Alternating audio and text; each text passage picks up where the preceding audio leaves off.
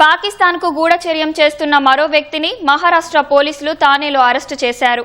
Honey ట్రాప్లో చిక్కిన రవీంద్ర వర్మ అనే 27 ఏళ్ల మెకానికల్ ఇంజనీర్ భారత యుద్ధ నౌకలు, సబ్మెరైన్ల సున్నితమైన సమాచారాన్ని పాకిస్తాన్కు చేరవేసినట్లు తెలిసింది. ఒక రక్షణ సాంకేతిక సంస్థలో జూనియర్ ఇంజనీర్ అయిన వర్మకు నావల్ డాక్ యార్డుకు వెళ్లి నావల్ షిప్లు, సబ్మెరైన్లలో ప్రయాణించే అవకాశం ఉండేది.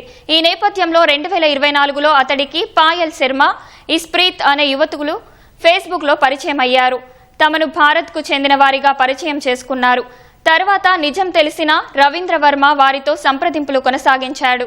ఓ ప్రాజెక్టు కోసమని చెప్పి యుద్ధ నౌకలు, జలంతర్గాముల సమాచారం కావాలని యువతి కోరింది.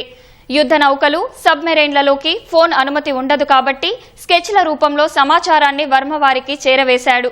బదులుగా అతడి బ్యాంకులోకి పెద్ద మొత్తంలో డబ్బు జమైంది.